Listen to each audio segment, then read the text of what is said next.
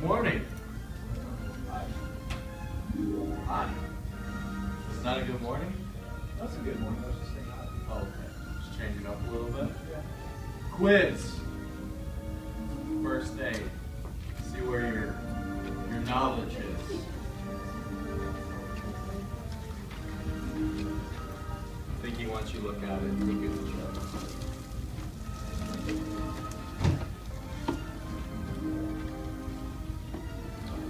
So, and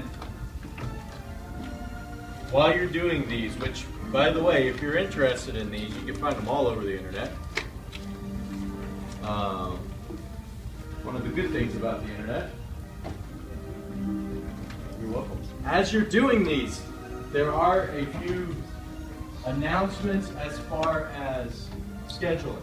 So, next week you look at the syllabus. You know we are supposed to meet at Paradiso Theater to watch Mary Poppins Returns. Everyone know where Paradiso is?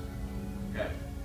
Down Poplar, Poplar and the intersection of Mendenhall. Okay. There's a Whole Foods there. Houston's Restaurant, if you've ever been to Gibson's, it's in the area. Malco does not, and this isn't specific to Malco, movie theaters don't release their set movie times until about a week or 6 days in advance. Okay? So, my hope is later today or tomorrow I will be able to get on and purchase the tickets.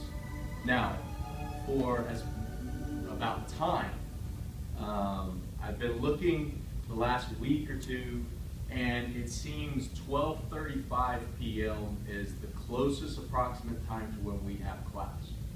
Okay? So, that's the movie that I will purchase, and that's the time I'll purchase the tickets for. Alright? Now, regarding your attendance at the movie,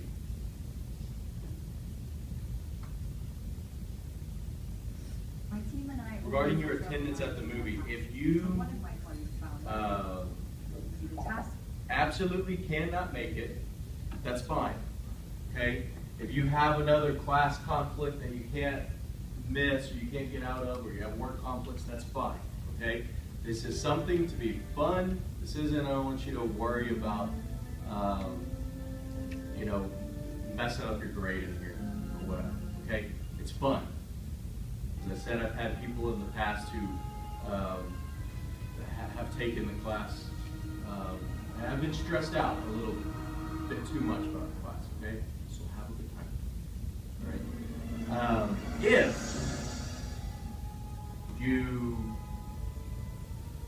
If you would like to come but you have other obligations, you can email me and you can send me whoever I need to contact to tell them you will be on a class assignment or class trip. Okay? Everyone follow me there? Okay. So that will be next Monday on the 4th. So obviously we won't be in here next week. On the 11th is when we're supposed to speak to Kimberly Bouchard, who I mentioned the first week of class. And she has written the books Positively Disney. She will be talking to us over Skype. So for that class, because our sound system in here cuts out the way that it does, we will actually meet in the conference room over in the Holiday Inn. All right. So you'll look for an email from me about that with directions how to get there. But essentially what you do, for those of you who walked in or went to the classroom 129 in the Holiday Inn before, you walk in through the main lobby of the hotel. When you get toward the back and you see the restaurant, you take a left. When you turn to your left, you're going to see a sign that says Kimmons Wilson School of Hospitality and Resort Management. When you see that sign, take a right through those doors. Our conference room is in there. Okay, so you'll take a right through those doors. Here's our reception area. You'll go right there and follow the hall around until you see the conference room. It's the first door on your left. Let's suppose that you're writing a really important email to a colleague.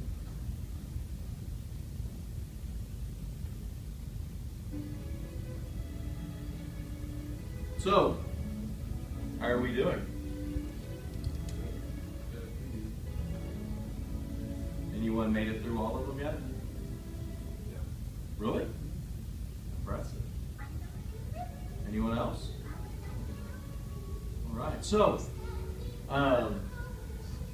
the way that we are going to start this class is, as I told you, we'll go through some of the history of the company and history of Walt Disney himself. So, here to start off is a timeline of the Walt Disney Corporation.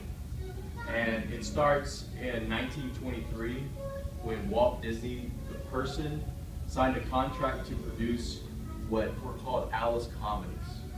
Now, Alice comedies were the first attempt at live action animated cartoons or shows. So basically, what he would do in these is he would have someone stand in front of a white screen like this. So if we turned off everything and it was just a white screen, this would be the background for the actor, the young actress that he had working with him. And he would direct her to do certain things like run, look scared, look excited, cheer, things like that. And then in all the blank space where you see the white, he would draw the animations there. Okay? So, and then when he filmed them and he spliced them together or combined her actions with the drawings in the white space, that's essentially how it looked like. She would get into these situations where she might be running from a lion or running from another animal or meeting make-believe creatures. You know? So that was in 1923. In the 1920s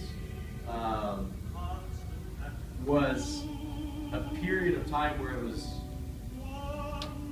financially difficult for Walt Disney and the company. Okay?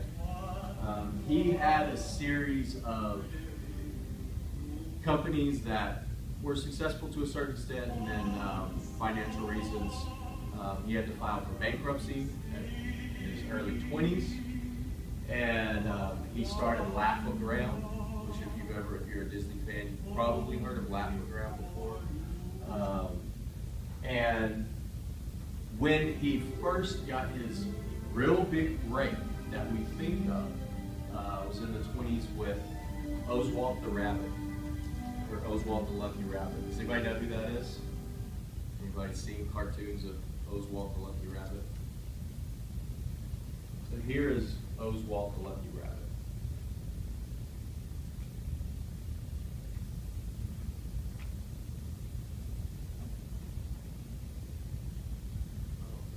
Yes. This guy right here.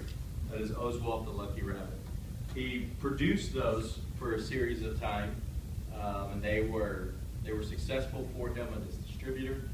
And when he went to negotiate his terms with his distributor informed him that they no longer were going to be producing the Oswald cartoons under him. And he actually was going to try and sign Walt Disney to an extended contract and require him to produce more cartoons. If he chose not to sign on the extended contract, then he was going to take Oswald the Lucky Rabbit back. He had ownership of it. This is seen as the time when Walt Disney kind of, that spark, he learns the lesson that he needs to or wants to control all of his content. Okay, so the story, multiple stories go that on the way on his train trip back to his studios in Los Angeles, that is when the idea of Mortimer Mouse came to be. And there are many different stories about this, whether Walter himself Walt himself changed the name, or his wife Lillian changed the name to Mickey Mouse. But Mickey Mouse, we'll get back to the timeline, is credited with being first introduced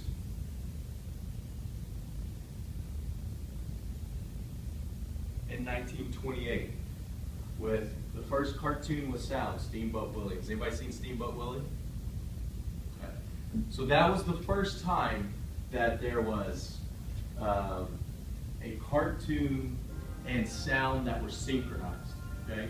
And the backstory behind that is fascinating if you ever want to read about the synchronization of the sound to the cartoon or to the images.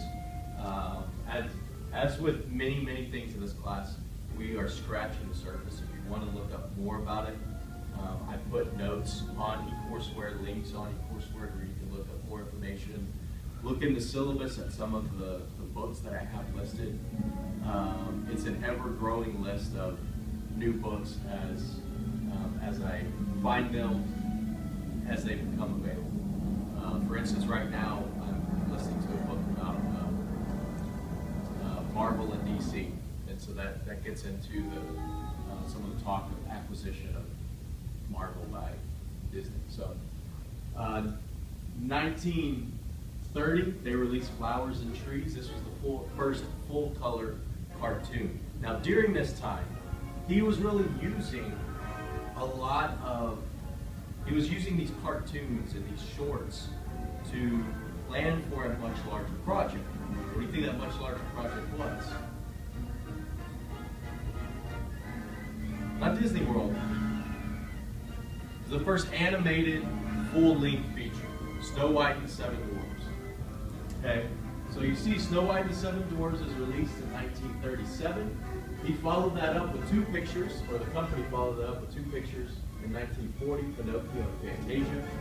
Again, if you want the backstory of how Snow White and the Seven Dwarfs was created, and a look at how these creative processes work, read the read the biography on Walt Disney that I have listed on the syllabus. Okay? It's fascinating. For instance, they were in the last year of production on Snow White and the Seven Dwarfs with a release date set before Walt and his colleagues actually finally decided on what names to call the Seven Dwarfs. There was a lot of discussion going back and forth about what they were going to call the Seven Dwarfs. So, one thing you'll see on this list is things, the animated features are able to be released in shorter periods of time between each feature. So in 1940, you had Pinocchio and Fantasia. Fantasia, if you've never seen it, was developed, they originally referred to it as a concert piece, because it's a lot of classical concert music along with or accompanied by the animation. And when the movie was first released, it wasn't financially successful. The reason it wasn't financially successful in many ways is because they were testing out a new technology of surround or sound within a theater. So the Walt Disney Company actually contracted for a unique sound system that they insisted, or I should say Walt insisted, be installed in different theaters around the United States that were going to see show Fantasia. It was cost prohibitive, so you had a lot of theaters that were not able to afford that, therefore making Fantasia not as successful as it could have been. You see 41, 42, Dumbo, and Bambi. Disney shares their price in the 1940s for the first time. And then that's where you'll see this introduction of the blue line, and you'll kind of see how it jaggeds. That's the stock price for the Walt Disney Company. Okay. So you'll see how it grows as we go down. So we had in the 1950s, one really interesting thing. Obviously, Disneyland opens in 1955. The first, I think I have linked the opening day, or you can find it on YouTube, I should say, the opening day broadcast of Disneyland, filled with technical difficulties. when the park first opened, there was a plumbing strike in Southern California, so there were not enough water fountains for people to drink when they went into the park. The asphalt was, in some places, was still drying, so women in the 1950s would wear high heels out just for casual wear in many ways, and women's heels were sticking in the asphalt as they were walking through the park. Tomorrowland was not finished. It was not completed. So that was something that a lot of early visitors complained about. And possibly the biggest problem, though, is on Sunday, before the park officially opened to the public, they had an invitation event. So it's supposed to be for friends and media. However, somebody counterfeited 15,000 tickets. So the park was overrun, overcrowded, and it led to what resulted in the televised opening of Disneyland. You seeing a lot of the technical difficulties that you see on the other side of YouTube. Okay. But another really interesting thing that we talked about I want to touch on in the 1950s was Treasure Island. This was Disney's first all live action film. Okay, so as you know, Disney at this time not only was doing animated films, they started doing live action films. And we see them coming out with greater regularity now than we do a lot of the animated features, right?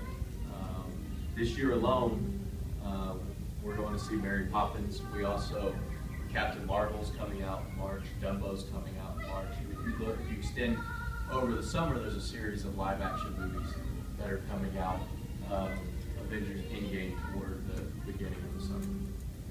So, but the reason Treasure Island was released in 1950, the reason or the story behind that is that Disney wanted to, he was prohibited, or he would have to pay a tariff to show movies in England at that time, because the English government was trying to spur on their own film industry, so they were charging tariffs on anyone who would bring films into the country.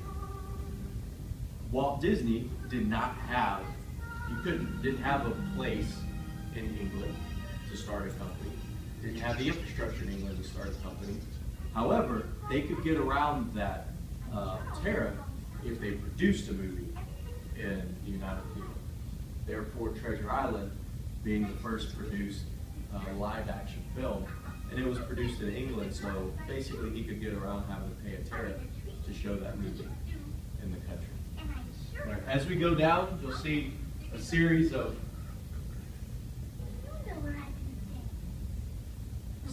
movies that you're probably interested in. If you see anything up here that you have a question about that I don't touch on, feel free to stop and ask me. 1964, Mary Poppins was released. That is referred to by many as one of the happiest times at the studio when Mary Poppins was being produced and when it was released. It's based on the book by P.L. Travers.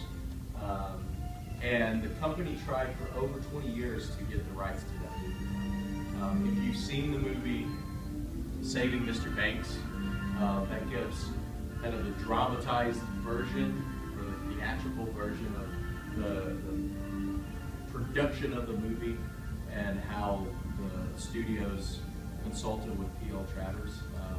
However, before that, there was decades of negotiation going into making that movie. But it's seen as referred to as one of the happiest times at the studios.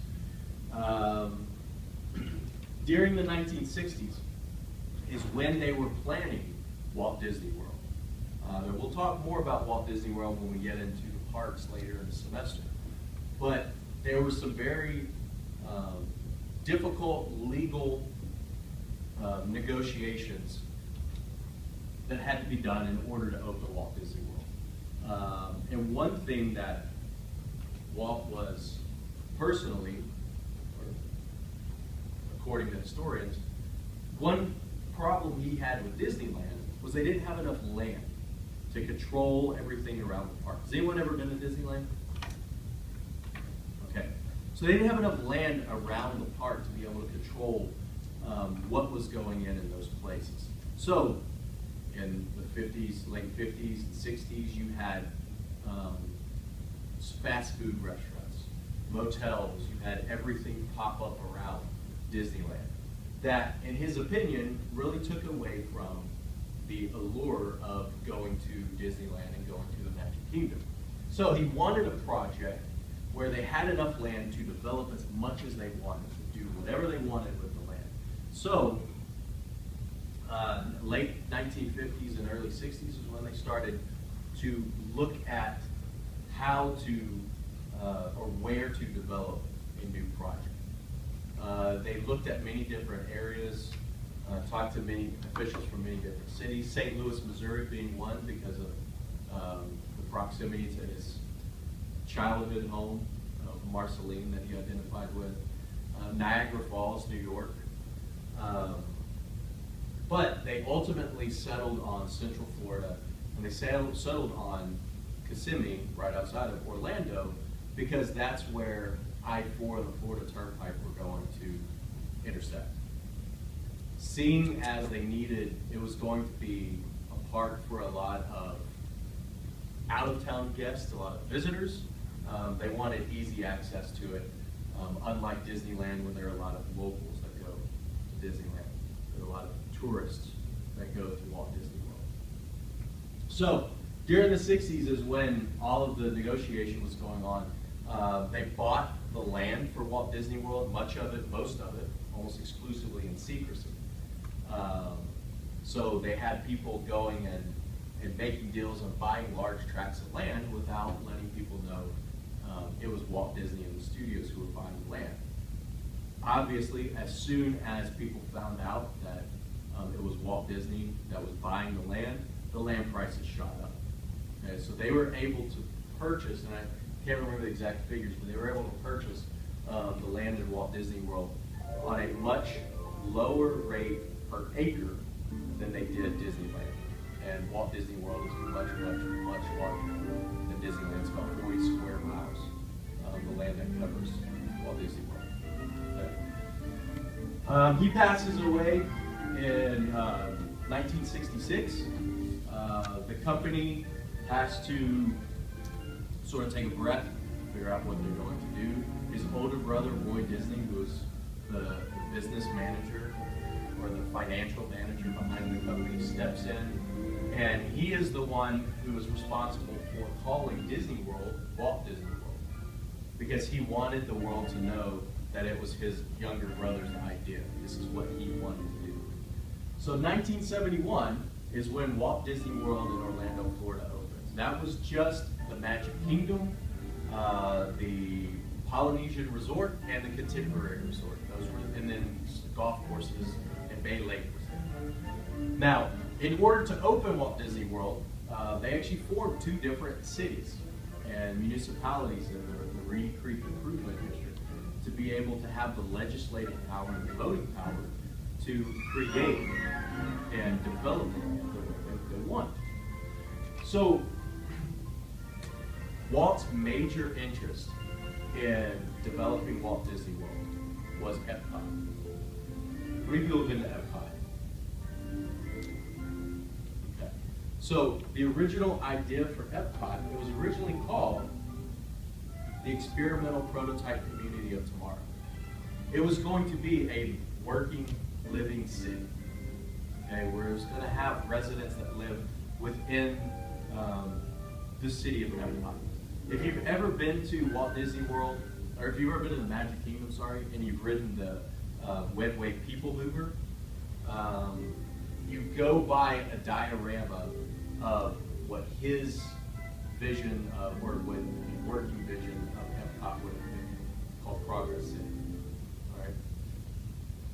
He wanted people to be able to live and work there, and so much of the technological advances that you would have seen at early Epcot Center were based on this idea that he had for people to be able to live there. I feel All right.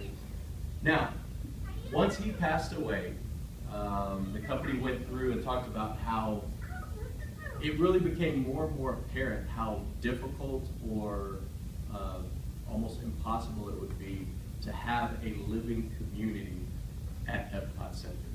So the idea was changed from here is an experimental kind of utopian society where people live and work to now here is a park that we can, one, exhibit all of these technological advances to people visiting from other communities and all over the world, and hopefully have them take the ideas from Epcot to improve their communities. And then also to showcase the world and to showcase countries around the world, which is where you get the World Showcase. Now, there are stories of how Epcot was Future World and World Showcase were, there's stories that they were actually pushed together in a planning meeting or before a planning meeting one time. There's not much evidence to say if that is actually true or not. But his original goal for Epcot, or original plan, was very different than the Epcot that you would see today.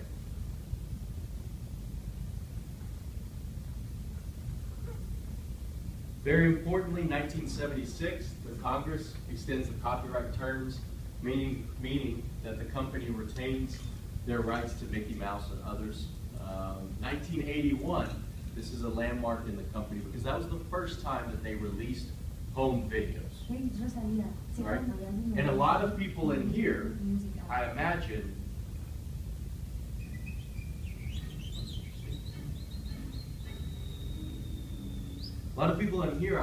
your introduction to Disney was through some type of home video. Right? 1981 was the first time that they released this. Before that time, they were only in the theaters. They would release them every 7 years for a limited time run. Okay? Because it was generally seen as every 7 years, people probably, you could engage a new group of viewers. Right? But 1981, they made the decision to release home videos, Dumbo being the first one that they chose to do so. You'll see the first Disney store opened in 1987. 1983, Tokyo Disney Resort opened. That was the third park to open under the company. It was the first international park. It's also the same year that the Disney Channel launched. 1984 is when Michael Eisner took over at Disney. And so from 1984, really 1984 to 1984 to 1994, you see a lot of expansion with the company. And a lot of good ideas coming out of that 10-year period. The Lion King opened in 1994. This was preceded by The Little Mermaid and Beauty and the Beast. That was kind of seen as the Renaissance period for Disney animated feature films. Okay. During the 80s, it had fallen, the feature film division had fallen off, the productivity had fallen off. And if you've ever seen The Black Cauldron, that was one of the more sinister movies, animated movies made by the company that struck people, a lot of people the wrong way. The story behind actually making that movie is possibly even more troublesome than people reviews of the movie itself. So we go through the renaissance of the animated features for Disney. Now, one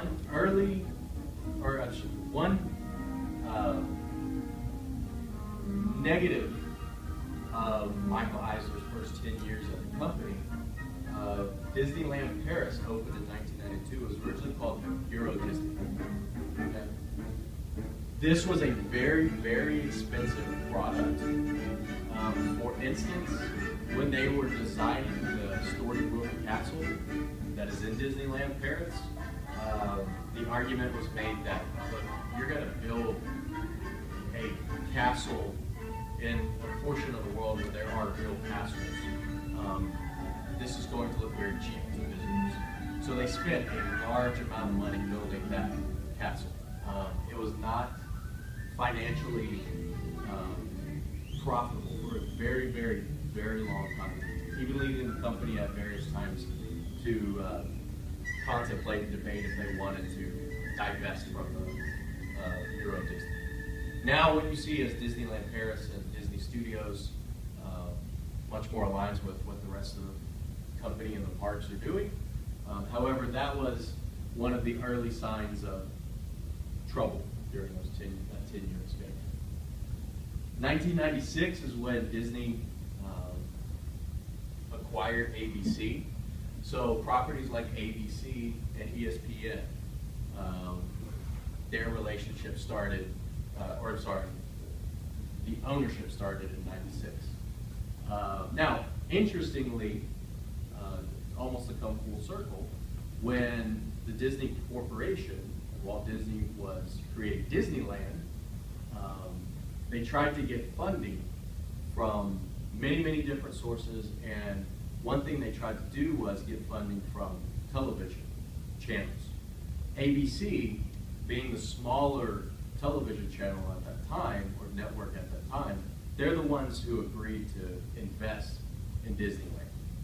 And so for the first few years of Disneyland's existence, they owned a portion of Disneyland.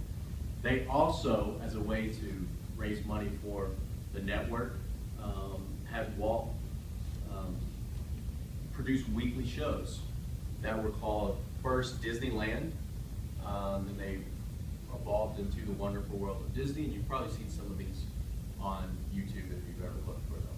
Now, the company used, or Walt used, those television programs to raise money for Disneyland, and also it was an open advertisement for Disneyland. So the way these formats would work, they might have some newer content, they would show some older animated content, and then he would talk about his plans for Disneyland in a lot of his episodes, even going so far as giving tours of Disneyland, giving aerial tours of the area, and showing people during construction, essentially creating a lot of advertisement and a lot of interest in the park before it opened.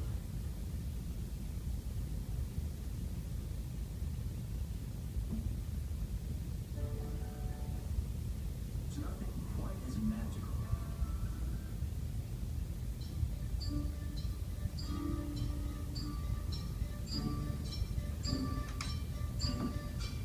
Then you get into the early 2000s. A lot of people in here, this is when the 2003, the first Pirates of the Caribbean movie was released. Okay? They're rebooting the series now. And Johnny Depp will not be in the reboot of the series. 2004, Disney Corporation purchased the rights to the Muppets. Now, from '94 to 2004, there's a lot of internal strife going on about the leadership at the company.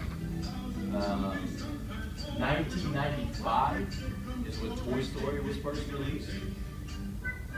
And the story of Toy Story, which you can read, the story of Pixar, you can read some books that I have listed on the syllabus, is incredible as far as what they went through. Originally a company that was developing software for other companies to use, essentially started kind of these side projects. John Lasseter started sort of these side projects of creating these animated shorts.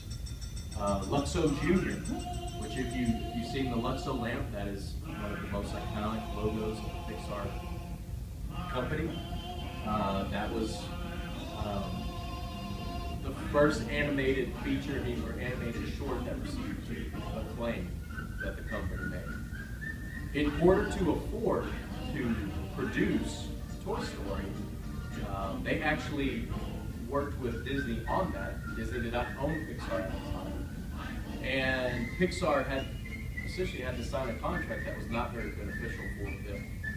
So when Toy Story was first released in '95, Pixar really wasn't promoted as the creators of that content.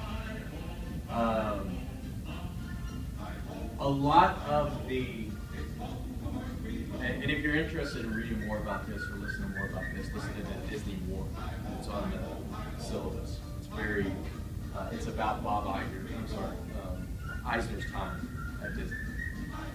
And a lot of the internal strife was around decisions that Eisner was making. One being his problems with Steve Jobs, who was the majority owner of Pixar. Going so far as to, an example, Disney had, I think there was a 3-film deal with Pixar to create new movies. Disney, based on the success of Toy Story, wanted Pixar to create a second Toy Story. However, that wasn't going to count as one of the 3 movies that the company was supposed to produce. So Pixar renegotiates with Disney on an extended deal where they had more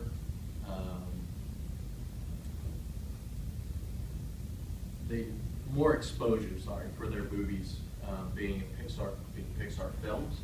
However, in the early 2000s, there was even talk of Steve Jobs pulling Pixar and making them essentially a free agent, and they could go work for another media company. At that same time, Comcast was making a hostile bid for Disney to try to buy out Disney. This led shareholders to, and you can see right here, about this time, here's where the stock prices would have been,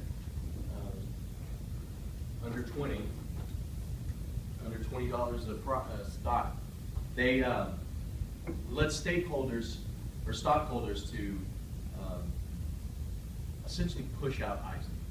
So Eisner agreed to leave after his contract was finished in 2006. However, as you see up here, 2005 in October, that's when Bob Iger becomes CEO. Now, Bob Iger was with ABC. He came up, he was a confidant of Eisner, so he was handpicked for that position. And as you know, Bob Iger I think has one more year, a year and a half on his term, and then will step down. But when he comes in, one of the first things that he does, he gets back in contact with Pixar, tries to develop, tries to rehabilitate the relationship with Steve Jobs, leading to, in 2006, the acquisition of Pixar for $7.4 billion. Now, I am more than a student. I'm an educator. There was the possibility of the company purchasing Pixar during the 90s for much, much, much lower rate than $7.4 billion. So, for people who like to look back in history, there's even more validation to have Bob Iger in place rather than Michael Eisner in place. Because they could have saved a lot of money if it were not for Michael Eisner making the decision not to. 2005, Hong Kong Disneyland opens in China. 2006 is when Cars was released. Personally, one of, if not my favorite Pixar movie. I think if you look at a list of best Pixar movies, however, critics would vastly disagree with me. But the reason it's up here, that was the first release as a Disney Pixar release. Everything up to that point was working under the agreement between Disney and Pixar. Okay, so 2006, Cars was the first time that there was a Disney Pixar release. 2009, the company acquired Marvel Entertainment for $4 billion. And at that time, if you could see where it is now, it's a pretty fantastic investment, if you think about it. Wasted no time, 2010, Iron Man being released right after the acquisition of Marvel. Iron Man 2 and Toy Story being released a year later. And then we end with Frozen being released in 2013, and then 2012, Disney acquires Lucasfilm. 2015 leads to The Force Awakens being released. So this leaves off the last 3 years as far as what the company has been doing. However, you can see through that time, 2015, where the stock prices are. So the investments the company made, the acquisitions the company made under Bob Iger are responsible for a lot of the jump in the stock prices and for stockholders and we of deliver the Disney hands-on Corporation, STEM projects or the Disney designed company. to inspire young innovators.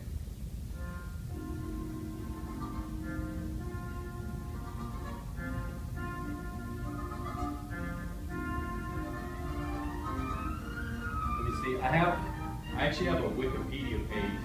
I think linked on the courseware. This is just a list of all of the Disney films. I'm scrolling through so you can see the frequency of the number of releases. Especially when they started making live action films. It was much more efficient to produce a live action film that could do it in less time.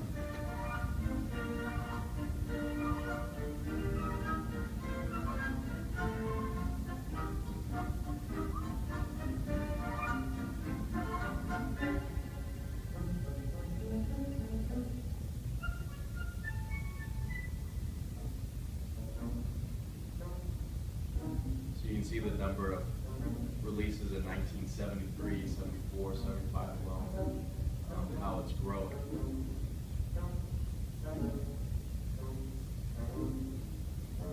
And the reason this page itself is not connected is this is the D23, as you can see, the official Disney fan club. You, however, can join the D23 with a free membership. They're paid memberships, but you can have a free membership which gives you access to a lot of the information on their website, if you would like to do that. If you want, I would just visit d23.com. You'll see the options to join the fan group.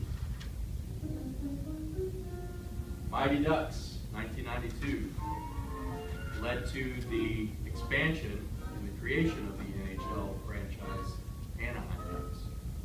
They were owned by Disney for a while, along with the California Angels, which then now are referred to as the California Angels of Anaheim.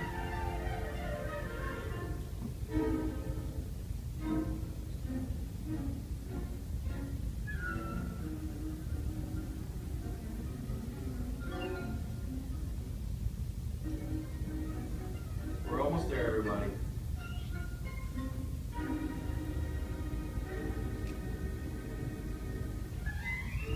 You'll see Touchstone in a lot of these. Touchstone was a subsidiary of the company.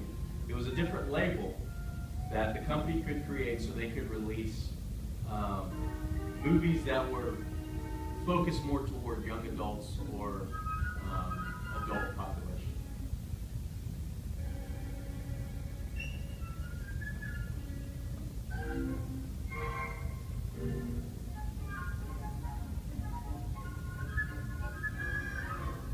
And as far as this list goes, we end with Mary Poppins Returns and Ralph Breaks the Internet. So, we've gone through very, very briefly, scratched the surface of what the company has done, the history of the company. Are there any questions about that first? Anything you've wanted to know about the company that maybe I could help you with or point you in the right direction? Or wanted to know about the person himself? Okay. The company, for all of the goodwill that they've had, has not been without controversy. For instance, has anybody in here seen Song of the South? Song of the South is no longer released in the United States because it was a story it was a movie based on a story of the main character's name was Uncle Remus, and it was life in post-Civil War America. And so for some of if you go to the Civil Rights Museum downtown, you'll see a feature on Song of the South and some of the racial insensitivity that belonged in, or that was found in Song of the South. However, one of the more, so the company no longer releases the movie. They don't show the movie. However, one of the most popular rides at the Disney parks is based on that movie. Does anyone know what that is? You ever been on Splash Mountain? Yeah. That is based on the characters from Song of the South. The song Zippity Doo Dah appearing at the end of the ride, the song Zippity Doo Dah appearing at the end of the movie. However, you won't see, or you don't see out and out references to the main character. And so they definitely receive criticism from time to time, as well as Walt Disney himself receives criticism from time to time for some of the decisions that they made, which some people view as possibly racist, while other people say it's not racist, it would be racially insensitive for sure. More recently, we have had John Lasseter is no longer with Pixar, right? Because of allegations of misconduct in the workplace. And then possibly the largest controversy in a long time, Harvey Weinstein. Disney owned Miramax. Okay, they had a relationship with Miramax. So when Weinstein, the allegations were made about him having to step down, these were all things that Disney over time has had to deal with controversies around their acquisitions or around their employees. So I point that out to point out it's not all just Cinderella castle colored glasses. Okay, this is still a major corporation. There are a lot of things that go into that. Some of the things I'll try to show you later in the semester is just the sheer reach that Disney has, and the number of acquisitions that they've made. And to where virtually you walk out of this class, walk over to the other side of campus, or drive home, or do whatever you're doing throughout the rest of the day, and I challenge you to come back and tell me if you did not see anything that had to do with Disney. And that includes ESPN, ABC, Star Wars, Marvel, many of their other acquisitions and properties and projects. Okay. So what I want to leave you with, I'm going to try to find it. Here is a rope drop ceremony at the Magic Kingdom at Disney World. So if you've never been to one of the Disney parks, they call them rope drops, because essentially to control crowd sizes, they let people go into the parks. You can go to a certain large portion of the park, and then you literally are standing behind cast members who are holding ropes, and then when it's time to officially open the park, they don't drop the rope. That would be, or anymore. That would be dangerous to do so with people tripping over it. But they take the ropes away, and then you're free to go about. So on a conference trip in October, I actually went for a day, and here is my video of their rope drop ceremony. Everyone gather round. Welcome to this magical kingdom. My name is Lady Llewellyn, one of Cinderella's Royal Majesty makers, right here in the beautiful fantasy land. Oh my goodness! Did you see the Everyone hear it? We've got to get Just to let you know, you'll probably hear some commentary from me to my sons during the video. Okay, so.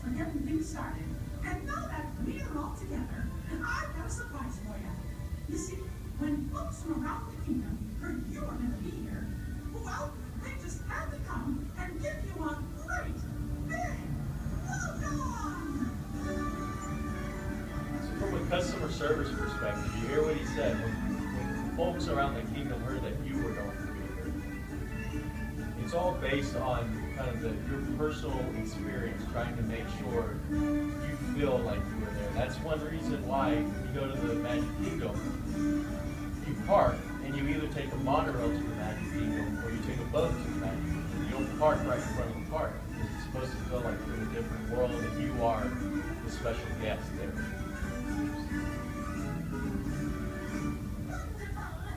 Well, now that everybody's here, I think it's time to start the day. And that means it's time for just a little bit of magic.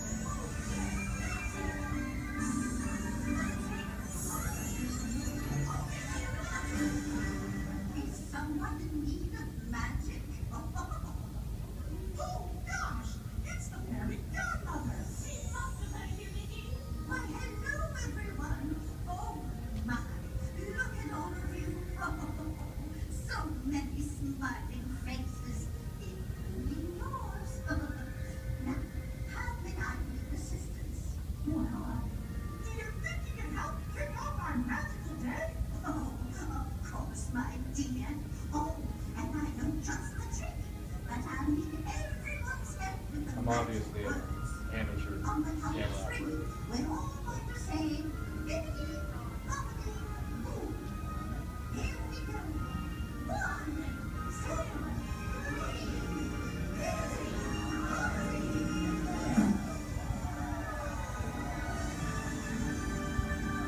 Let the magic begin!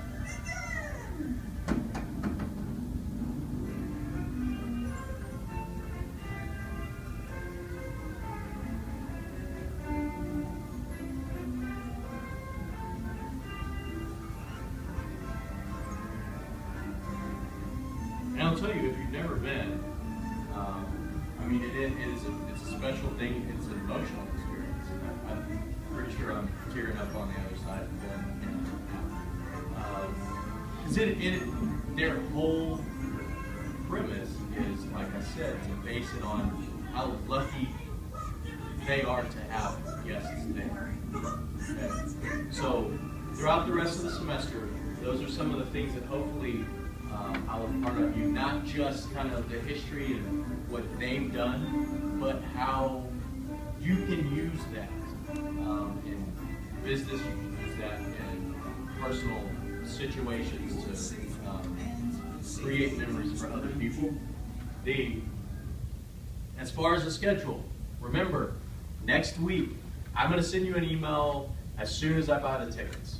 But next week, the plan is we will meet over at the Paradiso off Poplar and Minden Hall to watch Mary Poppins Returns. The movie, I believe, is at 12:35, so please be there by 12:15. Okay? So I know who's there. You'll have to come. You'll have to sign for your ticket that you've picked up your ticket. The tickets are covered through the Honors College. If you're eating while you're there, that's not covered through the college. Okay, so that's on your own. So that will be next week. Look for an email. And then on the 11th is when we're talking to Kimberly Bouchard, who writes the Positively Disney books. I will also email about that as that gets closer for directions as how to get to the conference room in the hotel. Any questions? All right. Have a good rest of the week. You can keep them.